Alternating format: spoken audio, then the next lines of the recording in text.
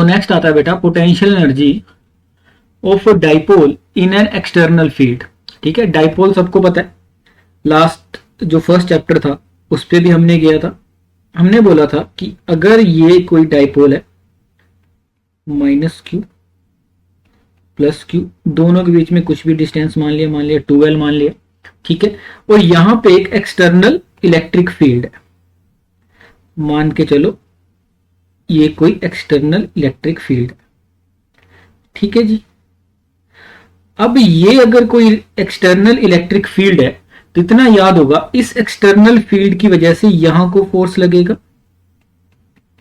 Q into ई, और यहां को फोर्स लगेगा Q इंटू ई, क्योंकि फोर्स क्या है सबको पता है, जो पॉजिटिव चार्ज पे लगता है वो इलेक्ट्रिक फील्ड की डायरेक्शन में लगता है, और जो नेगेटिव चार्ज पे लगता है वो कहां लगता है, opposite to the electric field लगता है। ठीक है, अब अगर मैं इसको देखूं, ये जो फोर्स है इस पूरे सिस्टम की बात करता हूं मैं, ठीक है, इस सिस्टम पे फोर्स क्या लग रहा है, फोर्स लग रहा है क्यू इस डायरेक्शन में और क्यू इस डायरेक्शन में, तो नेट फोर्स तो जीरो है, लेकिन लास्ट क्लास में हमने क्या पढ़ा था, इस पे एक टॉर्क लगेगा। ठीक है, जिसको बोला था हमने कपल टॉर्क, और कपल टॉर्क की वैल्यू कितनी आई थी बेटा, आई थी पीई साइन थीटा या फिर पी क्रॉस ई, आपको याद हो। ठीक है, अभी इस पर्टिकुलर चैप्टर में पूछा है कि इस सिस्टम की पोटेंशियल एनर्जी क्या होगी, इसकी पोटेंशियल एनर्जी क्या होगी। तो पोटेंशियल एनर्जी का तो आपको सिंपल सा पता है कि पोटेंशियल एनर्जी होती क्या है, यहां पे P क्या है, डाइपोल मूवमेंट, और E क्या है, एक्सटर्नल इलेक्ट्रिक फील्ड। तो पोटेंशियल एनर्जी क्या होगी, अमाउंट ऑफ वर्क डन, और अमाउंट ऑफ वर्क डन अगर टॉर्क की बात करते हैं या रोटेशन की बात करते हैं तो क्या होता है आपका T D थीटा। ठीक है, T है टॉर्क और D थीटा है आपका change in angle, change in angle. क्या ये सिंपल आपका चेंज इन एंगल, ये होता है आपका रोटेशन में वर्क डन, और सिंपल मोशन में जो आपका अभी मतलब जो स्ट्रेट लाइन मोशन है, ठीक है, उसमें क्या होता है आपका फोर्स इंटू डिस्प्लेसमेंट होता है, ये हमने पढ़ा हुआ है। ठीक है, यहां पे मैं क्या करता हूं, मैं मानता हूं कि इनिशियल कंडीशन में ये जो ऑब्जेक्ट था आपका एक ही, वो क्या था आपका हॉरिजॉन्टल के साथ, उसने एंगल बनाया θ1, ये एंगल है θ1, ये इसकी क्या है इनिशियल कंडीशन है, और फाइनल पोजीशन में जहां पे रखा है वो मान लिया आपका θ2। ठीक है, ये सिंपल सी कंडीशन है। अब मैं यहां पे क्या करता हूं, जो मेरे को वर्क डन निकालना है, ठीक है, तो जो मैं छोटा सा वर्क डन मैं क्या करता हूं, एक छोटा सा एंगल मान लेता हूं डी थीटा, क्योंकि एंगल तो θ1 से जब θ2 पे आएगा ये घूम के ऐसे, तो क्या ये कंटिन्यूअसली उसका एंगल चेंज हो रहा है, जब कंटिन्यूअसली एंगल चेंज हो रहा है बेटा तो वर्क डन भी चेंज हो रहा है। तो मैं क्या करता हूं, एक छोटा सा एंगल मान लेता हूं थीटा पे जाके डी थीटा, इसी सिस्टम पे अभी समझते हैं। और थोड़ा सा मैं क्या करता हूं, यहीं पे थीटा पे जाके एक छोटा सा एंगल मान लेता हूं, थीटा पे जाके छोटा सा एंगल मान लेता हूं डी थीटा, क्या मान लेता हूं डी थीटा, एक छोटा सा एंगल मान लेता हूं डी थीटा, क्योंकि जब आपका वर्क डन कंटिन्यूअसली चेंज हो रहा है, जब वर्क डन कंटिन्यूअसली चेंज हो रहा है, तो इसको मैं फिर से बनाता हूं ना, अगर वर्क डन कंटिन्यूअसली चेंज हो रहा है तो सिंपल सी बात है, हमको क्या करना पड़ेगा बेटा, इंटीग्रेट करना पड़ेगा।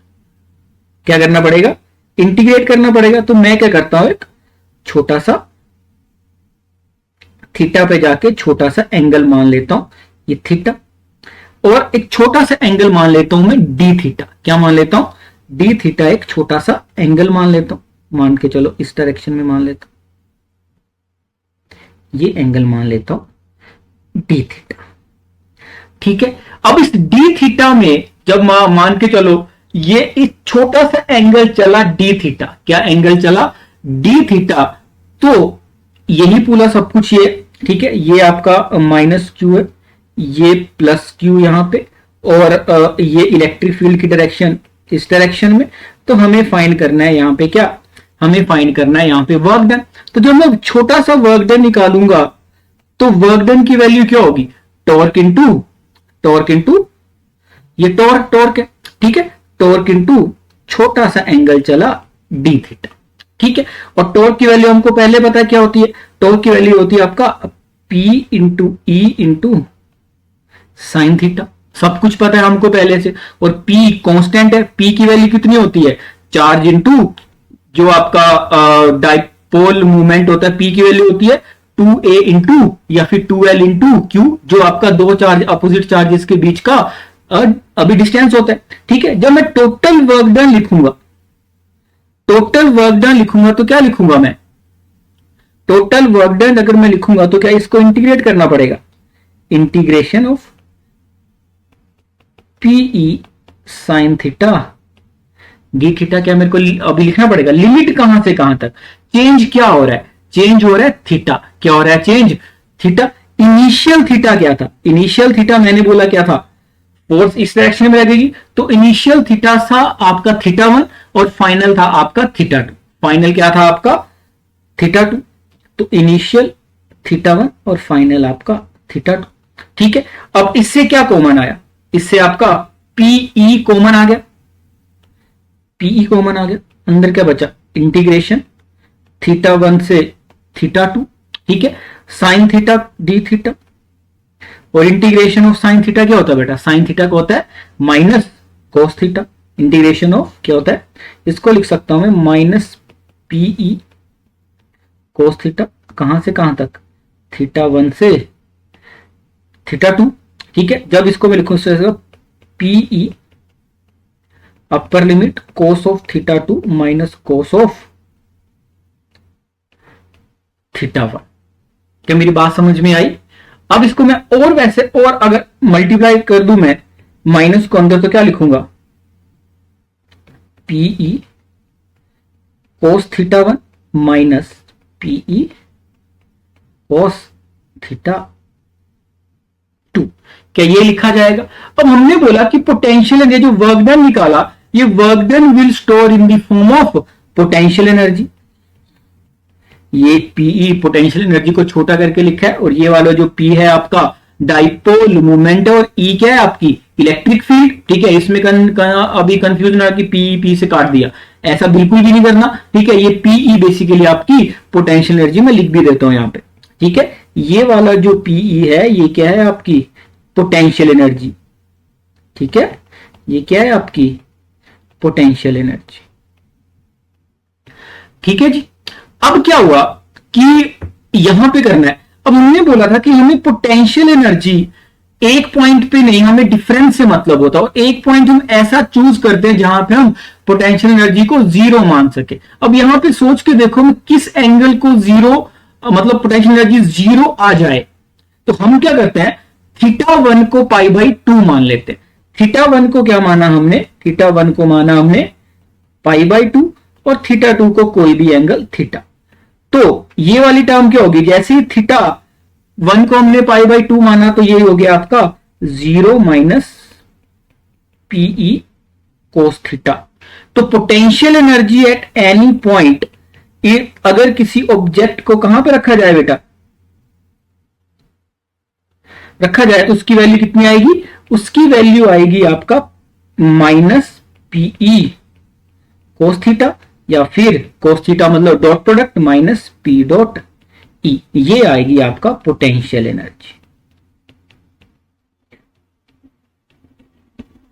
पाई बाई 2 पे क्यों जीरो माना, क्योंकि जहां पे हम इंफिनिटी पे जीरो मानते थे, जो बेसिकली जो ग्रेविटेशनल फोर्स है वहां पे हम सरफेस पे जीरो मानते थे, तो इजीली कहां पे मान सकते हैं, क्योंकि थीटा को अगर पाई बाई 2 करेंगे तो वहां पे क्या, क्योंकि जो ये घुमाना कहां को चाहेगा, अब सबके माइंड में आएगा कि सर थीटा 1 को ही क्यों माना, क्योंकि थीटा 1 को ही घुमाना चाहेगा ना, तो वहां पे अगर ऐसा पड़ा होगा कोई आपका अभी सिस्टम, तो वहां पे पोटेंशियल एनर्जी जीरो। फिर जहां जितना घुमा, थीटा घूमे, तो यही बात होगी कि फॉर एग्जांपल कि जो थीटा घुमा, ठीक है, कितना घुमा, थीटा घुमा, वहां पे आ गई आपकी पीई कोस थीटा, कितनी आ गई आपकी पीई कोस थीटा। क्या मेरी बात समझ में आई यहां तक। तो हमेशा याद रखना पोटेंशियल एनर्जी डाइपोल के केस में क्या होती है, माइनस पी डॉट ई या माइनस पीई कोस थीटा, और इसमें पीई क्या होता है, पीई सिंपली होता है आपका सिंपल टर्म में बात करेंगे तो P क्या होता है आपका डाइपोल मूवमेंट, है ना, और E क्या है इलेक्ट्रिक फील्ड, इसके यूनिट क्या होंगे आपका पोटेंशियल एनर्जी के,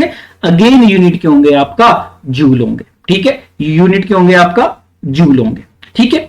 यहां तक आई होप आपको थोड़ा बहुत समझ में आया होगा। नेक्स्ट आता है बेटा, इसी से रिलेटेड एक क्वेश्चन है, क्वेश्चन देखने में अभी बड़ा है, एग्जांपल नेक्स्ट आपके एनसीईआरटी का ही है। A molecule of substance has a permanent electric dipole movement of magnitude this. एक सब्सटेंस में एक मॉलिक्यूल है, उसका डाइपोल मूवमेंट आपको दिया है, डाइपोल मूवमेंट कितना दिया है 10⁻⁻29 कूलम मीटर दिया है। फिर लिखा है कि a mole of this substance is polarized. एक मोल में कितने मॉलिक्यूल होंगे, 1 मोल इज इक्वल टू, जहां तक मेरे को याद है 6 × 10⁻23 मॉलिक्यूल्स होते हैं। 1 मोल में यही वैल्यू होती है, अगर आपको थोड़ा सा भी याद होगा, ठीक है, इतने मॉलिक्यूल्स होते हैं। तो टोटल अगर एक मॉलिक्यूल का डाइपोल मूवमेंट है 10⁻⁻29, तो टोटल डाइपोल मूवमेंट कितना होगा, या टोटल पी कितना होगा, टोटल पी होगा 6 × 10⁻23 × 10⁻⁻29। तो इसकी वैल्यू कितनी आएगी 6 × 10⁻⁻, आई थिंक -6, ठीक है, और उसका सिंपल लिखेंगे हम कूलम मीटर। क्या यहां तक मेरी बात समझ में आई। फिर क्वेश्चन में पूछा है कि by applying a strong electrostatic field of magnitude इतना, the direction of field is suddenly changed by an angle of 60 degree, estimate the heat released by the substance. तो पहले तो क्या करते हैं, पहले कहां पे रखा था वो 0 डिग्री पे रखा था, 0 डिग्री से फिर जैसे फील्ड की डायरेक्शन चेंज की तो कितना हो गया आपका एंगल 60 डिग्री। तो पहले क्या करते हैं हम इनिशियल एनर्जी निकालते। इनिशियल एनर्जी कितनी थी, इनिशियल एनर्जी की बात करते हो तो इनिशियल एनर्जी आएगी -PE, है ना, या PE cos थीटा, और यहां पे थीटा क्या था स्टार्टिंग में 0। P की वैल्यू कितनी आई है टोटल, P की वैल्यू आई है माइनस, तो ये 6 × 10⁻⁻6, इलेक्ट्रिक फील्ड की वैल्यू यहां पे दी है 10⁻6, है ना, और cos 0 क्या होता है 1, तो ये सिंपल आ गया आपका -6 जूल। इनिशियल एनर्जी कितनी है अभी सिस्टम के पास -6 जूल। बोला अब वो 60 डिग्री घूम गया तो फाइनल पोटेंशियल एनर्जी क्या है, ये कब आ रहा है जब आपने 90 डिग्री में पोटेंशियल एनर्जी क्या मानी है बेटा, 90 डिग्री में आपने 0 मानी है। तो P फाइनल कितना आया, P फाइनल की बात आई -P अगेन cos ऑफ 60, तो कितनी वैल्यू आई P अगेन वही, P की वैल्यू कितनी है 6 × 10⁻⁻6, इलेक्ट्रिक फील्ड की वैल्यू 10⁻6 और cos 60 1/2, तो इसकी वैल्यू है आपका -3 जूल। तो फाइनल पोटेंशियल एनर्जी कितनी है, फाइनल एनर्जी सिस्टम में कितनी है -3 जूल। स्टार्टिंग में कितनी थी -6 जूल। तो बोला वेस्ट कहां पे हुई है, हीट में कितनी एनर्जी चली गई, तो जो चेंज हुई वो आपका कितनी होगी, या हीट में एनर्जी जो गई, क्वेश्चन में क्या पूछा है estimate the heat released by the substance. तो हीट रिलीज कितनी होगी, हीट रिलीज्ड आपका सिंपल होगा बेटा, heat released is equal to final potential energy minus minus plus is equal to 3 joule, ठीक है, ये answer final energy minus initial. और अब ऑब्जेक्ट आपका सब्सटेंस चल ही नहीं रहा है तो टोटल एनर्जी उसकी पोटेंशियल एनर्जी के बराबर ही होगी, उसकी पोटेंशियल एनर्जी के बराबर ही होगी। आई होप यहां तक समझ आ गया होगा, ठीक है, ये सिंपल एग्जांपल था। फिर आता है आपका नेक्स्ट टॉपिक, अच्छा टॉपिक है, कंसेप्चुअल क्लैरिटी के लिए बहुत ही जरूरी है, जिसको बोला electrostatics of conductors. Electrostatics of conductors, इसमें क्या बोला गया, inside a conductor electrostatic field is 0। किसी भी कंडक्टर पे बोला क्या, यहां पे क्या वर्ड यूज किया, सबसे पहले कंडक्टर वर्ड यूज किया गया। कंडक्टर मतलब जहां पे क्या है आपका, वो बेसिकली करंट को वहां से जो करंट है वो मूव करता है। अगर करंट मूव करता है तो क्या होगा, अगर मैं कोई कंडक्टर लेता हूं बेटा, for example this is the conductor, ठीक है। अब इस कंडक्टर में क्या किया मैंने, सॉलिड मान लो, चलो सॉलिड कंडक्टर है। अब इस सॉलिड कंडक्टर में मैंने क्या किया, इसके बाहर एक इलेक्ट्रिक फील्ड पास करवाई, ये इलेक्ट्रिक फील्ड, ये मैंने इलेक्ट्रिक फील्ड पास करवाई, ठीक है। अब जब मैं इलेक्ट्रिक फील्ड पास करवाऊंगा बेटा, तो इस पर्टिकुलर कंडक्टर में देखो जो पॉजिटिव, जो नेगेटिव चार्ज होगा, वो नेगेटिव चार्ज किस डायरेक्शन में आएगा, सोच के देखो। नेगेटिव चार्ज क्या होगा, इलेक्ट्रिक फील्ड की अपोजिट डायरेक्शन में। तो नेगेटिव चार्ज कहां आना स्टार्ट हो जाएगा, नेगेटिव चार्ज यहां आना स्टार्ट हो जाएगा, है ना। और जब नेगेटिव चार्ज यहां पे आ जाएगा तो क्या पॉजिटिव चार्ज यहां आएगा, सोच के देखो, है ना। अब जब बाहर की एक्सटर्नल इलेक्ट्रिक फील्ड आई तो नेगेटिव चार्ज एक साइड पे आ गया और पॉजिटिव चार्ज एक साइड पे आ गया। तो हुआ क्या, बेसिकली हुआ क्या, इस पर्टिकुलर ये जो चार्ज था, इस चार्ज ने अब इंटरनल भी क्या एक इलेक्ट्रिक फील्ड प्रोड्यूस हुई होगी। सबसे पहले तो ये जो चार्ज है, इस चार्ज को बोला जो एक्सटर्नल फील्ड की वजह से प्रोड्यूस हुआ, उस चार्ज को नाम दिया इंड्यूस्ड चार्ज। और ये जो इंड्यूस्ड चार्ज है, इसकी वजह से भी एक इलेक्ट्रिक फील्ड प्रोड्यूस होगी। और उस इलेक्ट्रिक फील्ड की अभी डायरेक्शन क्या होगी, ऑब्वियस सी बात है, इलेक्ट्रिक फील्ड डायरेक्शन क्या होती है, पॉजिटिव टू नेगेटिव। तो उसकी डायरेक्शन कुछ ऐसी जाएगी।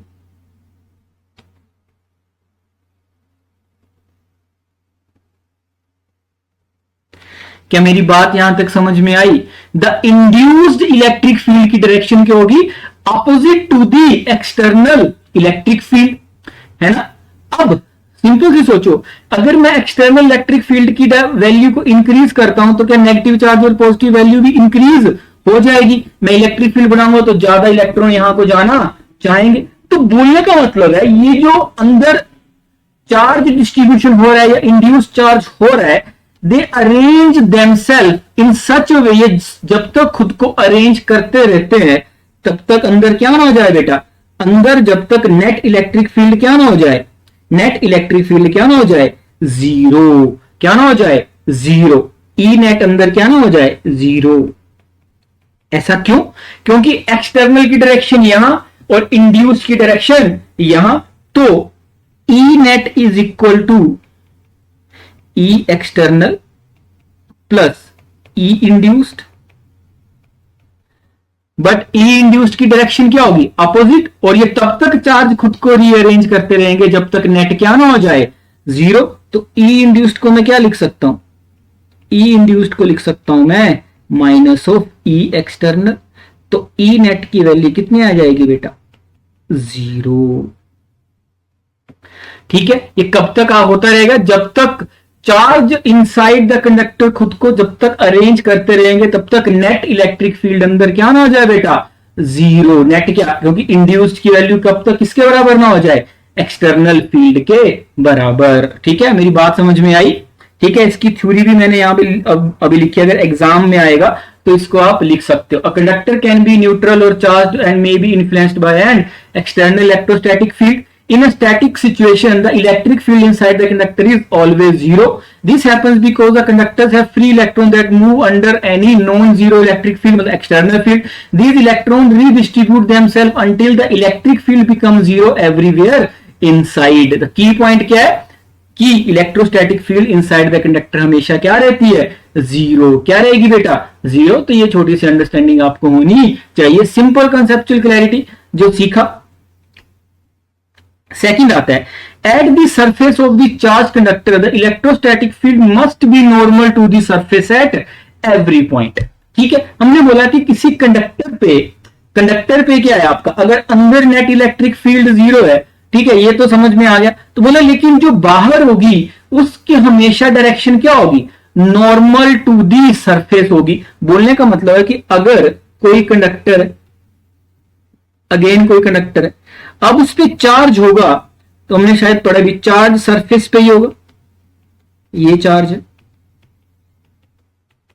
अब इस पॉजिटिव चार्ज की वजह से इलेक्ट्रिक फील्ड कहां को जाएगी, ऑब्वियस बात है नॉर्मली बाहर को जाएगी, इस डायरेक्शन में, इस डायरेक्शन में कहीं भी मतलब, लेकिन जाएगी हमेशा नॉर्मली बाहर। पर बोला कि ऐसा क्यों होगा, why this direction is always normal. तो मैंने शायद ये पहले भी अभी बता चुका हूं, फिर से बताता हूं। लेट्स एज्यूम कि this particular electric field is not perpendicular to the surface, तो हम एज्यूम करते हैं दिस पर्टिकुलर डायरेक्शन में कोई भी electric, let's assume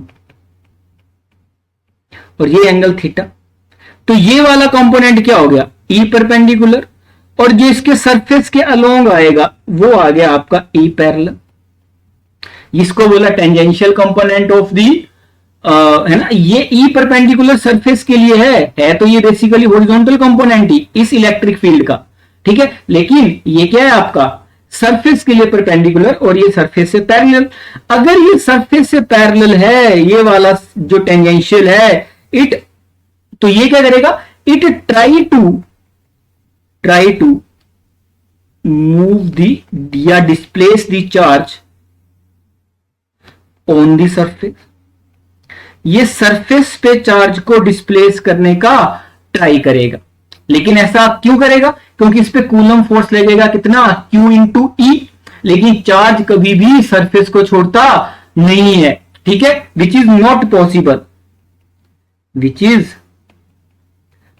possible, charge तो अपनी जगह पे भी रहता है ना, which is not possible. So that's Y E parallel क्या आएगा हमेशा, जीरो, या टेंजेंशियल कंपोनेंट क्या आएगा, जीरो। तो यू कैन से दैट कि इलेक्ट्रिक फील्ड जो होगी हमेशा वो क्या सरफेस के परपेंडिकुलर ही जाएगी, और कोई ऑप्शन नहीं है, ठीक है। ये मैंने इसकी अभी थ्योरी लिखी है, इसको समझ लेना एक बार, ठीक है। वही लिखा है जो अब तक बताया कि टेंजेंशियल कंपोनेंट हो नहीं सकता, होगा तो कोई ना कोई फोर्स आ जाएगी, ठीक है। मेरी बात समझ में आई, नेक्स्ट चलते हैं। The interior of the conductor can have no excess charge in the static situation, ये तो ऊपर ही समझ गए ना आप लोग, ठीक है, फिर भी कर देते हैं आप लोगों के लिए, ठीक है। बोला कि net charge, no excess charge मतलब कोई भी इंटीरियर में कोई भी चार्ज होगा नहीं, हमेशा चार्ज कहां मिलेगा, सरफेस में मिलेगा, ठीक है। अगर मैं कोई कंडक्टर ले लेता हूं, मैंने कोई भी कंडक्टर लिया, चलो सॉलिड कंडक्टर ले लिया, बट ड्यू पॉइंट 1 में क्या बोला, ई inside,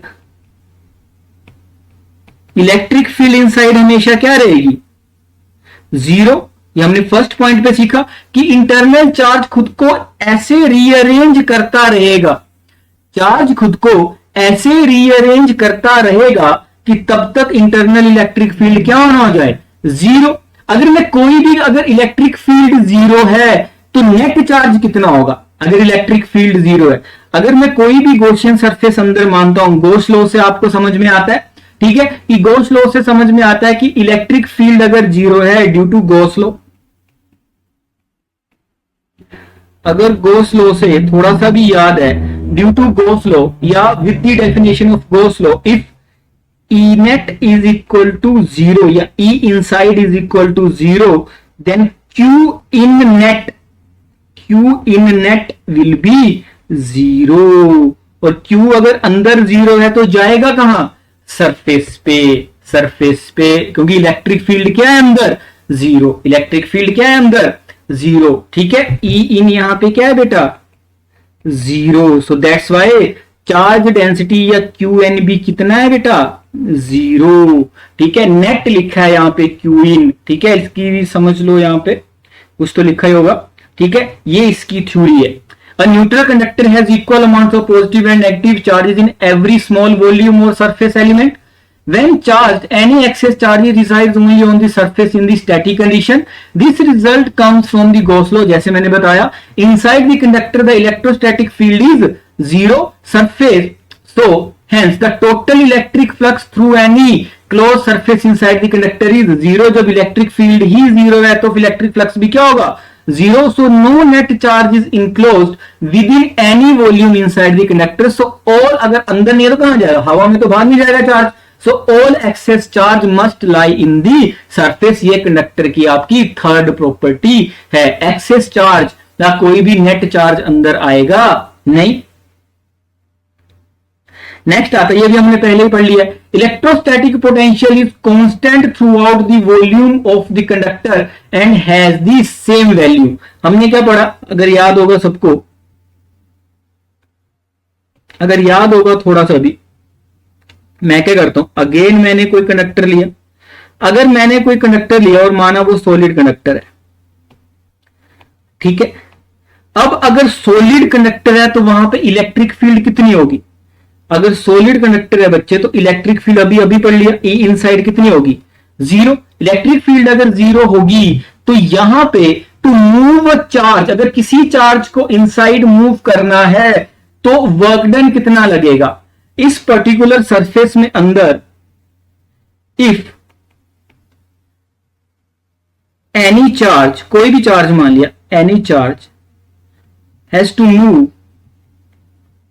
move inside the conductor, inside the conductor, अगर कोई भी चार्ज है उसको मूव करना है, इनसाइड में कोई भी चार्ज को मूव करना है तो वर्क डन कितना होगा, जीरो। क्यों होगा जीरो, ये भी पता है, क्योंकि वर्क डन करने के लिए रिस्पॉन्सिबल कौन, इलेक्ट्रिक फील्ड। अब इलेक्ट्रिक फील्ड है नहीं तो वर्क डन क्या आएगा, जीरो आएगा, और जब वर्क डन जीरो आएगा तो मतलब if work done is zero तो सिंपल सी बात है, work done per unit charge भी जीरो, और work done per unit charge क्या होता है बेटा, work done per unit charge is potential difference. हम इक्विपोटेंशियल सरफेस में भी करके आए, क्या होगा, जीरो। तो हर पॉइंट पे क्या वैल्यू आएगी, delta V is equal to zero, और वो वैल्यू किसके बराबर होगी, माना पूरे इस पे चार्ज कितना है, कोई भी चार्ज मान लिया हमने, पॉजिटिव मान लिया, तो अगर एग्जैक्ट सरफेस पे अगर इसका रेडियस आर है, ये रेडियस इसका आर है मान के चलो, और टोटल चार्ज कितना है क्यू, तो सरफेस पे कितना पोटेंशियल होगा, एट सरफेस, जस्ट सरफेस, क्या होगा आपका q by 4 pi epsilon naught r, और यही इस पूरा का पूरा पोटेंशियल होगा अंदर भी, तभी तो आपका पोटेंशियल डिफरेंस कितना आएगा, जीरो। ठीक है, तो मतलब अंदर भी इतना ही पोटेंशियल डिफरेंस होना चाहिए। So that's why is equal to potential at every point inside, every point inside, every point inside यही आना चाहिए, every point inside यही आना चाहिए।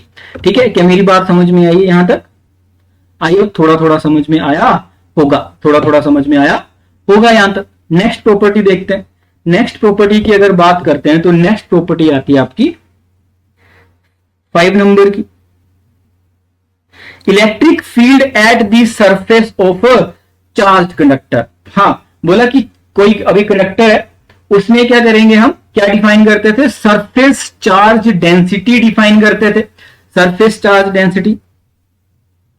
अगर मैं थोड़ा सा यहां पे कोई कंडक्टर बनाता हूं, मान के चलो बीच में बनाता हूं, यहां पे सॉलिड है, कोई कंडक्टर बनाया मैंने, सॉलिड कंडक्टर बनाया, और इस पे कोई भी पॉजिटिव चार्ज है मान के चलो,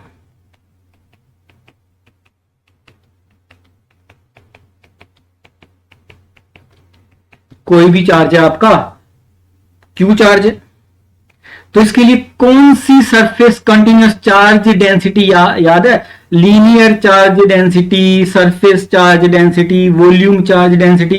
तो सरफेस पे चार्ज है तो सरफेस चार्ज डेंसिटी मानेंगे, तो हमने मान लिया sigma is surface charge density, sigma इसको मान लिया मैंने सरफेस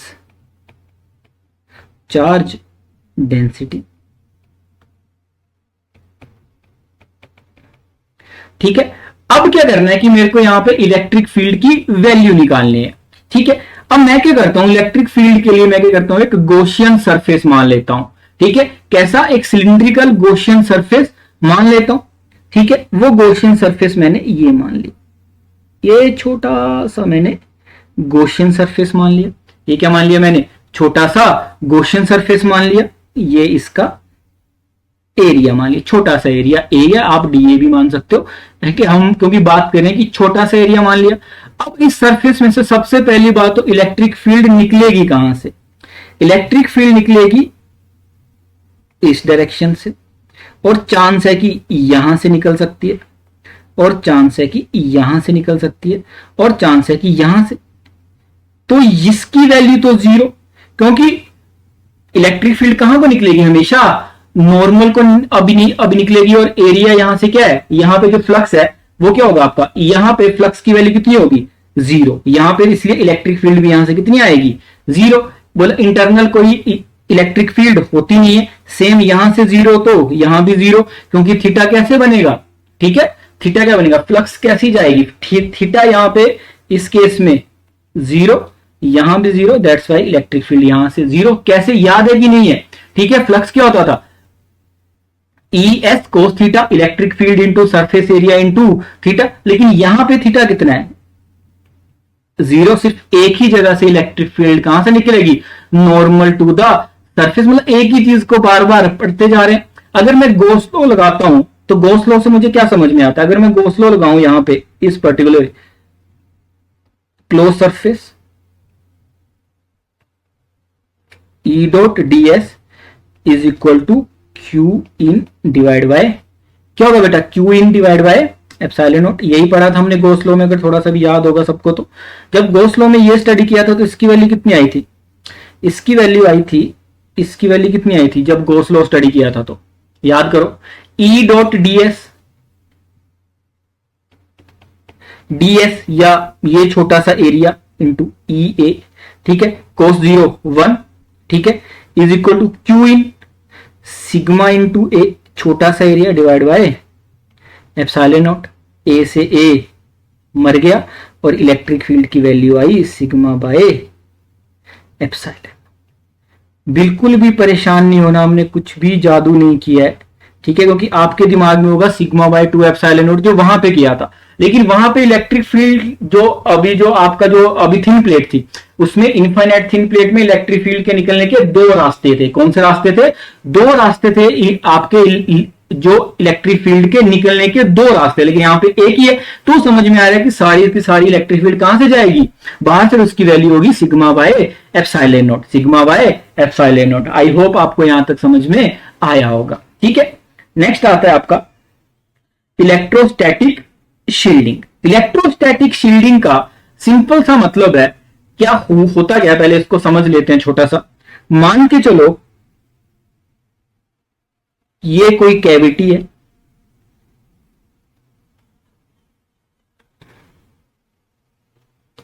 और इसके बाहर क्या किया हमने,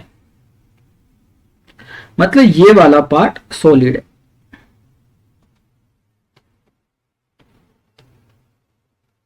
ये वाला क्या है बेटा, ये वाला पार्ट क्या है, सॉलिड है।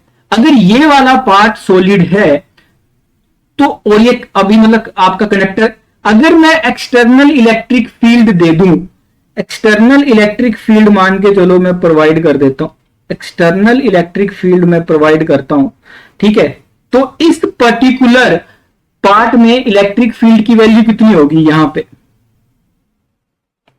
यहां पे इलेक्ट्रिक फील्ड की वैल्यू कितनी होगी, जीरो। हमने ऊपर पढ़ा कि जो कंडक्टर होता है, कंडक्टर से इलेक्ट्रिक फील्ड क्या होती है बेटा, जीरो। अगर यहां पे इलेक्ट्रिक फील्ड जीरो है तो इनसाइड भी इलेक्ट्रिक फील्ड कितनी आएगी, जीरो आएगी। बोलने का मतलब क्या हुआ, बोलने का मतलब इनडायरेक्टली ये है, अगर आपको थोड़ी सी भी अंडरस्टैंडिंग है, कि जो ये इनसाइड कैविटी है, इनसाइड कैविटी पे कोई फर्क नहीं पड़ेगा, इनसाइड कैविटी पे कोई फर्क नहीं पड़ेगा नेट एक्सटर्नल इलेक्ट्रिक फील्ड का। चार्ज तो सारा चला जाएगा सरफेस पे, तो अंदर इलेक्ट्रिक फील्ड हमेशा क्या रहेगी, जीरो, ठीक है। तो ये अगर कोई भी कैविटी है, ये कोई भी कैविटी है, कैविटी पे क्या होगा, cavity will not affected by the external electric field.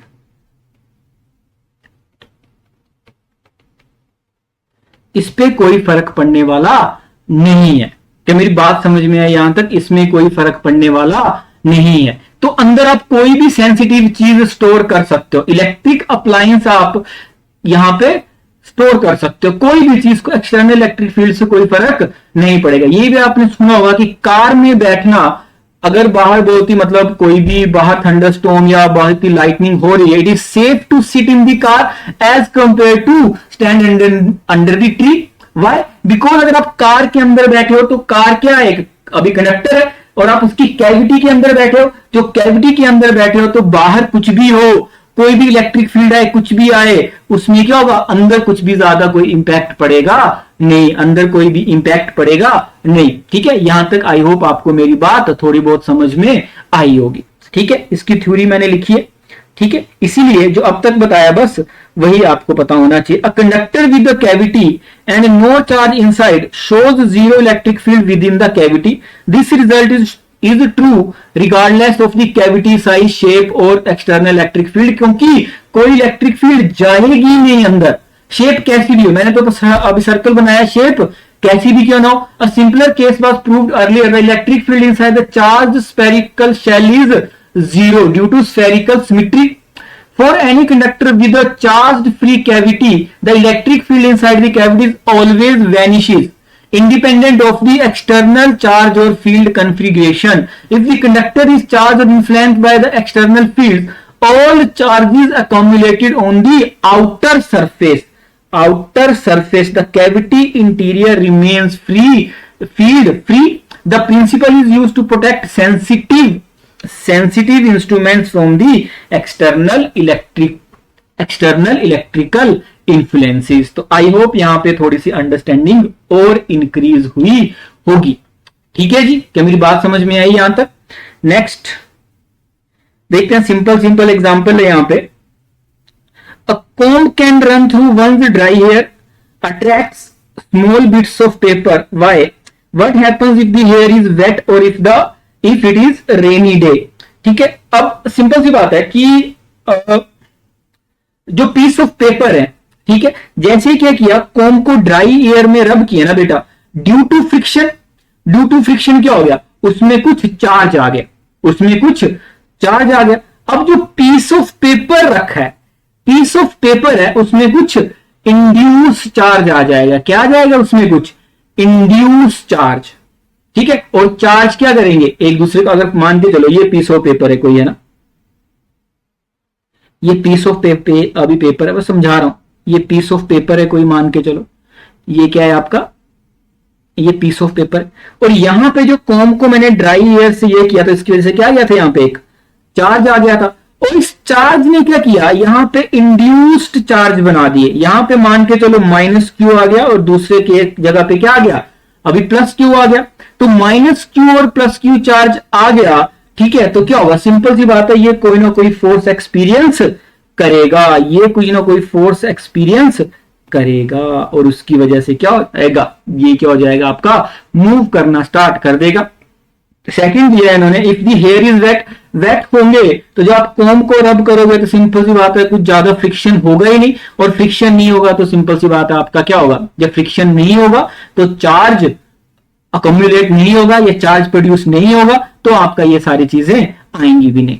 Second case लिखा है, ordinary rubber is an insulator but special rubber tyres of aircraft are made slightly conducting. Why this is necessary? क्योंकि जब plane चलता है तो जब वो runway पे होता है तो उसकी स्पीड बहुत हाई होगी, तो क्या फ्रिक्शन भी होगा, फ्रिक्शन होगा तो अगर इंसुलेटर होगा तो पूरा चार्ज कहां अकोम्युलेट हो जाएगा, सरफेस पे, और आपका वहां पे स्पार्किंग के चांस बढ़ जाते हैं। तो उसको थोड़ा सा कंडक्टिंग रखा जाता है कि फ्रिक्शन की वजह से चार्ज जो प्रोड्यूस हुआ है वो मूव कर जाए, चार्ज क्या कर जाए बेटा, मूव कर जाए वहां से। ठीक है, नेक्स्ट है, vehicles carrying inflammable materials using metallic ropes touching the ground during motion. Same जो बी का है कि जो चार्ज अकोम्युलेट होगा वो कंडक्टर के थ्रू फ्लो कर जाए, अगर वो नहीं फ्लो करेगा तो सिंपल सी बात है वहां पे स्पार्किंग के चांसेस बढ़ जाएंगे और कुछ मतलब बॉम्ब ब्लास्ट वगैरह वाली जैसी चीजें भी हो सकती है। नेक्स्ट आता है, a bird perches on a bare high power line and nothing happens to the bird, a man standing on the ground touching the same line and gets a fatal shock. Simple सी बात है, अगर कोई bird एक line में बैठा है, ठीक है, उसका 1 फीट यहां पे है, दूसरा पैर यहां पे, मान के चलो यहां पे बैठा है, तो सिंपल सी बात है पोटेंशियल डिफरेंस कितना है, 0, और पोटेंशियल डिफरेंस जीरो है तो कोई भी वहां पे कोई भी इलेक्ट्रिक फील्ड या कुछ भी पास नहीं करेगा। लेकिन अगर मैन है तो पोटेंशियल डिफरेंस जीरो नहीं है, पोटेंशियल डिफरेंस बहुत ही ज्यादा है। पोटेंशियल डिफरेंस जो अर्थ का पोटेंशियल माना जाता है वो जीरो, तो मतलब वहां से कुछ ना कुछ चार्ज वार्ज आपके वहां से पास कर जाएगा और आपको फैटल शॉक लगने के चांसेस हैं। कंसेप्चुअल क्लैरिटी के लिए ये वाले सवाल बहुत ही अच्छे हैं, तो समझ आना जरूरी है। जो अब तक सीखा बार बार एक ही चीज को करते जा रहे हैं, ठीक है, लेकिन अंडरस्टैंडिंग होना बहुत ही जरूरी है, अंडरस्टैंडिंग होना बहुत ही जरूरी है। ठीक है जी। नेक्स्ट आता है आपका डाइलेक्ट्रिक्स एंड पोलराइजेशन। ठीक है, मैं कोशिश करता हूं इसको समझाने की, ये बहुत ही मतलब थ्योरी जैसा पार्ट है, लेकिन कैपेसिटर में डाइलेक्ट्रिक्स यूज होते हैं तो उसकी वजह से हमें इसकी थोड़ी सी अंडरस्टैंडिंग होनी चाहिए। एक तो मटेरियल पढ़े आपने कंडक्टर, एक तो मटेरियल पढ़े आपने कंडक्टर, दूसरे मटेरियल्स होते हैं आपके डाइलेक्ट्रिक्स। दूसरे मटेरियल्स क्या होते हैं? डाइलेक्ट्रिक्स। इसमें क्या होता है आपका दिस लाइक इंसुलेटर, ठीक है। बट डाइलेक्ट्रिक्स को अगर आप मान लिया कोई मटेरियल है, डाइलेक्ट्रिक्स को अगर आप किसी एक्सटर्नल फील्ड में रखते हो,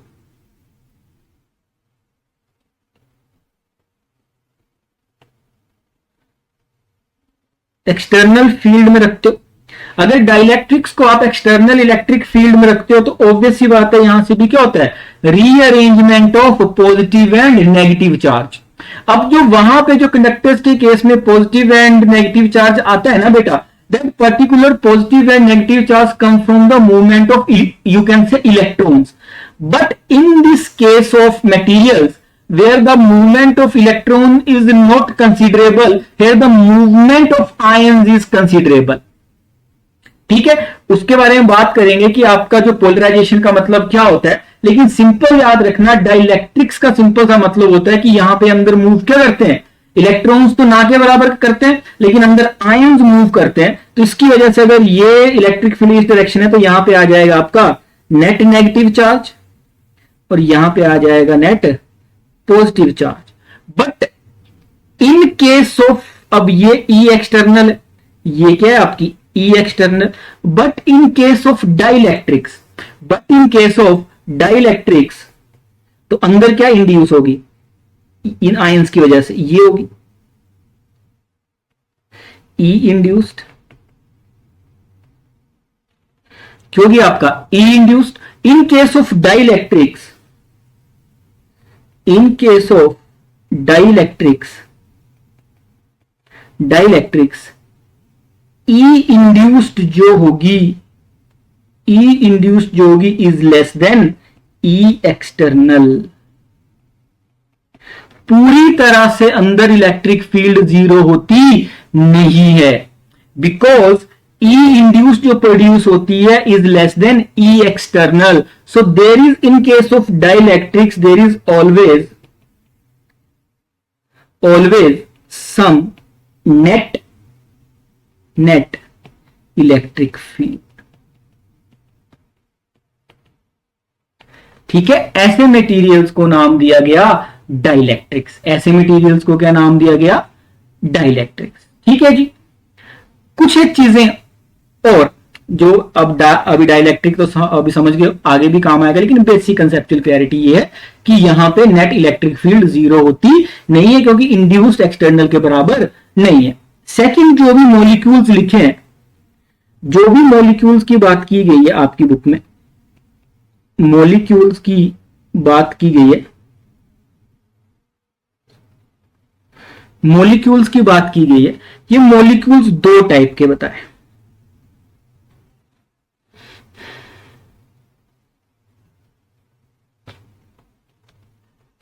एक तो मॉलिक्यूल्स बताए आपके पोलर को है, नॉन पोलर या अनपोलर, नॉन पोलर। ठीक है, अब ये जो पोलर मॉलिक्यूल्स होते हैं, इस पोलर मॉलिक्यूल्स में क्या होता है? पॉजिटिव आयन और नेगेटिव आयन आपको सेपरेटली दिख जाएंगे। मतलब वहां पे क्या होता है आपका पोलर में? एक डाइपोल्स ऑलरेडी होते हैं, डाइपोल्स ऑलरेडी होते हैं। नॉन पोलर में क्या होता है आपका? नॉन पोलर में क्या होता है? Positive and negative ions, positive and negative ions sorry, positive and negative ion, positive and negative ion are overlapped. ये क्या होता है बेटा आपस में? ओवरलैप। तो नो डाइपोल्स, यहां पे कोई भी डाइपोल्स होते नहीं। अब जब डाइपोल्स नहीं होंगे तो इसमें क्या होगा? डाइपोल मूवमेंट होगा, there will be a dipole movement single की वजह से। यहां पे डाइपोल्स ही नहीं है तो नो डाइपोल मूवमेंट। क्या मेरी बात समझ? ज्यादा परेशान नहीं होना बस, ठीक है? थोड़ा थोड़ा याद में रखना, क्योंकि जो अभी मतलब थ्योरी है, ठीक है, उतनी ज्यादा काम की नहीं है। हाँ, लेकिन बेस अब बुक में है तो आपको थोड़ी सी अंडरस्टैंडिंग होनी चाहिए। अब ये जो डाइपोल मूवमेंट है इन case of polar, in case of किसकी वजह से?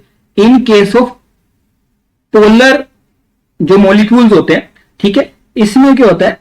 Random dipole movement, random dipole movement किसी भी डायरेक्शन में होगा। और डाइपोल मूवमेंट हमने क्या पढ़ा था? वेक्टर क्वांटिटी है कि स्केलर?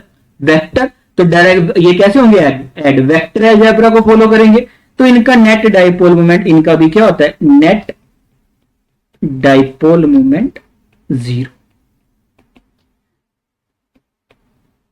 इतना समझ में आया?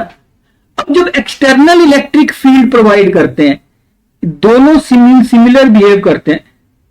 इन case of external electric, in case of external electric field, किसी का ज्यादा किसी का कम, एक्सटर्नल इलेक्ट्रिक फील्ड, इसमें क्या होते हैं? पॉजिटिव नेगेटिव आयन सेपरेट हो जाते हैं और दोनों में क्या हो जाता है? एक नेट डाइपोल मूवमेंट आ जाता है, नेट डाइपोल मूवमेंट आ जाता है। और इसी नेट डाइपोल मूवमेंट के आने को नाम दिया आपका पोलराइजेशन। इसको क्या नाम दिया आपका? इसी चीज को नाम दिया गया पोलराइजेशन। इसी को नाम दिया आपका पोलराइजेशन। बुक में बहुत ज्यादा थ्योरी है, कंफ्यूज नहीं होना, सिंपल सी बात है, पॉजिटिव आयन और ये सारी चीजें, इसकी थ्योरी मैंने लिखी है आगे, ठीक है? डाइलेक्ट्रिक व जो भी सारी चीजें, dielectrics are non conducting substances. Definition याद रखना, dielectrics are non conducting substances unlike conductors, they have no और नेग्लिजिबल फ्री चार्ज कैरियर्स। ठीक है, इसमें कोई भी ना के बराबर इलेक्ट्रॉन होते हैं। इन कंडक्ट, दोनों को कैसे अभी डिफरेंशिएट किया? इन conductors external electric field, in conductors external electric field induces charges that completely cancel the applied field, but in case of dielectrics external field induces dipole movement, क्योंकि वो पॉजिटिव आयन और negative ion को separate कर देती है। ठीक है, ठीक है, इसकी वजह से क्या होता है? The induced field reduces but does not cancel the external। हमने बोला कि डाइलेक्ट्रिक के केस में नेट एक्सटर्नल मतलब जो इलेक्ट्रिक फील्ड है वो पूरी तरह से जीरो होती नहीं है। नेक्स्ट आता है charge distribution at the molecular level होता है ये। और जो नॉन पोलर है, नॉन पोलर का हमने ऊपर एग्जांपल दिया, नॉन पोलर जो बोला centres of positive and negative charge coincide.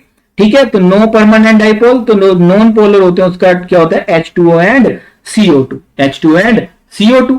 ठीक है, और नॉन पोलर जो मॉलिक्यूल्स होते हैं, नॉन पोलर जो मॉलिक्यूल्स होते हैं उसमें सॉरी जो पोलर होते हैं, पोलर में क्या होता है आपका?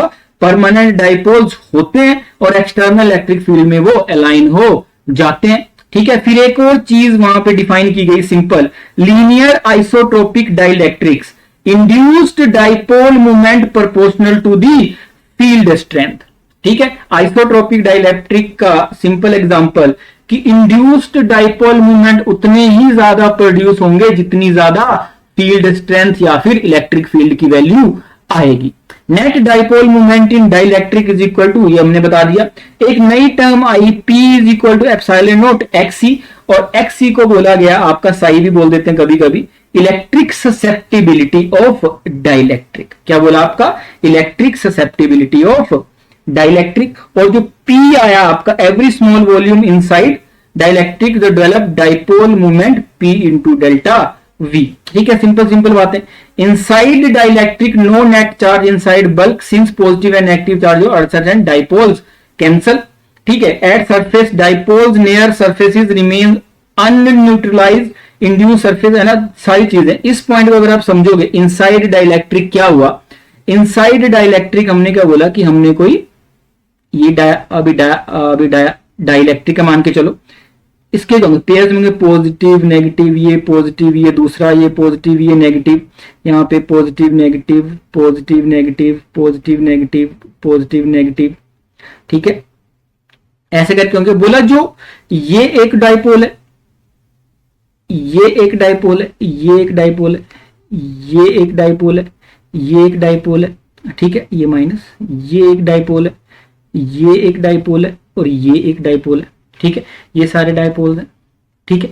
अब क्या हुआ, उन्होंने बोला कि ये जो पर्टिकुलर सरफेस वाले हैं, ये माइनस और ये प्लस आपस में कैंसिल कर देंगे, तो नेट अंदर क्या बचेगा, जीरो, और जो भी सरफेस पे जो इलेक्ट्रिक फील्ड प्रोड्यूस होगी, तो रिजल्ट क्या बचेगा, कुछ ऐसा सरफेस मिलेगा तुमको, कुछ ऐसा सरफेस, यहां पे पॉजिटिव और यहां पे नेगेटिव, ठीक है। और इफेक्ट क्या होगा फील्ड का, जो भी ये पॉजिटिव आयंस और नेगेटिव आयंस या चार्ज प्रोड्यूस हुआ है सरफेस पे, ये क्या करेगा, आपका एक्सटर्नल फील्ड को क्या कर देगा, एक्सटर्नल फील्ड को कम कर देगा या एक्सटर्नल फील्ड को रिड्यूस कर देगा। आई होप थोड़ी सी थ्योरी है, लेकिन बिल्कुल परेशान नहीं होना, हमने सिंपल सी बात करी है अभी तक कि डाइलेक्ट्रिक क्या होते हैं, इसमें इलेक्ट्रॉन मूव नहीं करते, आपके आयंस मूव करते हैं, ठीक है, जो आपका डाइपोल्स का पार्ट होते हैं, ठीक है, दोनों पोलर नॉन पोलर बाद में जाके डाइपोल बनाते हैं, लेकिन स्टार्टिंग में फर्क क्या होता है, स्टार्टिंग में पोलर में डाइपोल ऑटोमेटिकली होते हैं, लेकिन नेट डाइपोल मूवमेंट जीरो होता है, और जो नॉन पोलर होते हैं उसमें ओवरलैप कर रहा होता है पॉजिटिव नेगेटिव, तो कुछ डाइपोल मूवमेंट आता नहीं है, ठीक है। तो अभी तक इतना ही, नेक्स्ट अच्छा चैप्टर है कैपेसिटर एंड कैपेसिटेंस, ठीक है, लेकिन इतना जो अब तक पढ़ा है ये आपको अच्छे से आना चाहिए, ठीक है। Thank you so much.